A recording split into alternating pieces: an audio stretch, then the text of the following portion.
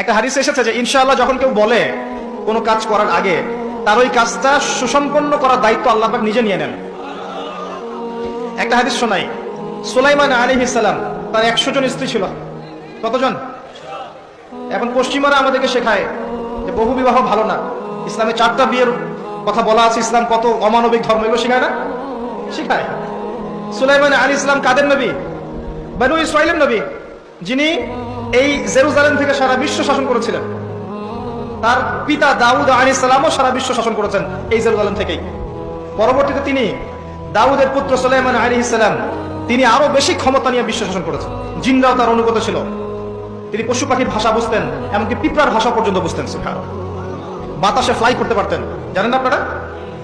সুলাইমান আলাইহিস সালামের 100 জন স্ত্রী, তিনি বলছেন আজকে আমি আমার সব স্ত্রীর কাছে যাব এবং প্রত্যেকের গর্ভ থেকে একটা করে সন্তান আসবে এবং এই সন্তানটা আল্লাহর পথের মুজাহিদ হবে। তিনি একটা কথা বলতে ভুলে গেলেন। কি? নবী সাল্লাল্লাহু আলাইহি ওয়াসাল্লাম বলছেন যে কোন স্ত্রী সন্তান জন্ম দেয়নি, একজন স্ত্রীর গর্ভে একটা সন্তান এসেছিল, সেটা আপনার প্রিম্যাচিউর, যেটাকে আমরা বলি প্রিম্যাচিউর বেবি, মানে হ্যাঁ বিকলাঙ্গ না শব্দটা, আসলে মানে ম্যাচিউর না, আমাদের মতো সুস্থ না, সুস্থ সবল না, এবং সেও পরবর্তীতে বাঁচেনি আর কি। তো নবী সাল্লাল্লাহু আলাইহি ওয়াসাল্লাম বলছেন ওই দিন যদি সুলাইমান আলাইহিস সালাম ইনশাআল্লাহ বলতেন তাহলে তার কথাই সত্য হতো। ইনশাআল্লাহ ক্ষমতা বুঝতে পারছেন? নবী করিম সাল্লাল্লাহু আলাইহি ওয়াসাল্লাম মক্কায় দিন প্রচার করছেন এবং তার বিরোধিতা করছে কাফের মুশরিক কুরাইশরা। তাদের কাছে ধর্মতাত্ত্বিক কোনো দলিল ছিল না। তারা দলিল খুঁজতে চলে গেল ইয়াসরিব, মদিনায়। মদিনায় ইহুদিরা থাকতো। সেখানে গিয়ে ইহুদিদেরকে জিজ্ঞাসা করছে আমাদেরকে এমন কিছু শিখিয়ে দাও যেটা দিয়ে আমরা মুহাম্মদ সাল্লাল্লাহু আলাইহি ওয়াসাল্লামকে চ্যালেঞ্জ করতে পারি। তখন ইহুদিরা শিখিয়ে দিল তাকে গিয়ে 3টা প্রশ্ন করবে। কয়টা প্রশ্ন? এই 3টা প্রশ্নের উত্তর যদি সে দিতে পারে নিঃসন্দেহে সে একজন নবী, কোনো সন্দেহ নাই।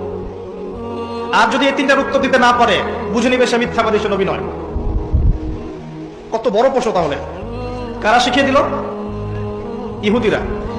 1 নাম্বার, তাকে গিয়ে জিজ্ঞাসা করবে আসহাবুল কাহাফের কি হয়েছিল, গুহাবাসী যুবকদের কি হয়েছিল। 2 নাম্বার, তাকে গিয়ে জিজ্ঞাসা করবে যে যুলকারনাইন বাদশা, যে পৃথিবীর পূর্ব থেকে পশ্চিম পর্যন্ত শাসন করেছে, তার কি হয়েছিল। এবং 3 নাম্বার, তাকে জিজ্ঞাসা করবে আত্মা কাকে বলে, রূহ কাকে বলে।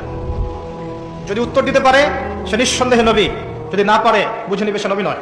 তারা চলে আসলো। নবী সাল্লাল্লাহু আলাইহি ওয়াসাল্লাম কাবা ঘরের সামনে ছিলেন। তাকে জিজ্ঞাসা করলো, হে মুহাম্মদ সাল্লাল্লাহু আলাইহি ওয়াসাল্লাম, বলো তুমি যদি নবী হয়ে থাকো তাহলে বলো এই 3টার উত্তর কি। নবী করিম সাল্লাল্লাহু আলাইহি ওয়াসাল্লাম বললেন আগামীকাল এসো তোমাদেরকে বলে দিব। আগামীকাল এসো তোমাদেরকে বলে দিব। তিনি একটা শব্দ বলতে ভুলে গিয়েছিলেন। কি সেটা? ইনশাআল্লাহ। আল্লাহ পাক নবীদের ছোট ছোট ভুল ধরতেন। যে যত বড় মুমিন হবে তার ভুল তত বেশি দেখা হয়, তাই না? দেখবেন একজন মানুষ দিনের জন্য কিছুই করেনি সারা জীবন, তার পিছনে মানুষ ব্যস্ত হবে না। যে তার পুরো জীবন যৌবন দিনের জন্য ঢেলে দিচ্ছে তার পিছনে মানুষ লেগে থাকবে। এমন না ব্যাপারটা? নামাজ পড়ে না, তাকে দেখবেন তাকে নিয়ে খুব একটা মাথা ব্যথা নাই। যে 5 ওয়াক্ত নামাজ পড়ে, নামাজ একটু ভুল হচ্ছে, ওকে নিয়ে মাথা ব্যথা। আমাদের সাইকোলজি এরকম। তো নবী সাল্লাল্লাহু আলাইহি ওয়াসাল্লামের এই ভুলে যাওয়াটাকে আল্লাহ পাক সংশোধন করার জন্য এবং আমাদেরকে শিক্ষা দেওয়ার জন্য আল্লাহ পাক এটাকে ধরলেন এবং কিছু সময় ওহী বন্ধ হয়ে গেল, অল্প সময়। এদিকে মক্কার কুরাইশরা তো উৎফুল্ল, সে তো বলেছিল আগামীকাল উত্তর দিবে, এখন উত্তর দিতে পারছে না। আর নবী সাল্লাল্লাহু আলাইহি ওয়াসাল্লাম ভেবেছিলেন যে জিবরাইল আলাইহিস সালাম তো তার কাছে আসেন, আসলে জিজ্ঞাসা করলেই তিনি বলে দিবেন। আল্লাহ পাক সূরা কাহফের 23 এবং 24 নম্বর আয়াত নাজিল করলেন কয়েকদিন পর।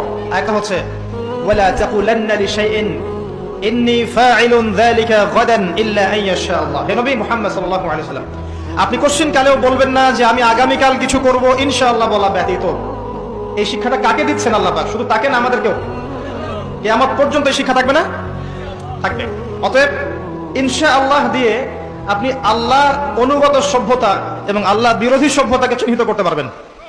আল্লাহ বিরোধী সভ্যতা কখনো ইনশাআল্লাহ বলে না। বলে? ওই নেটো কি ইনশাআল্লাহ বলে কখনো?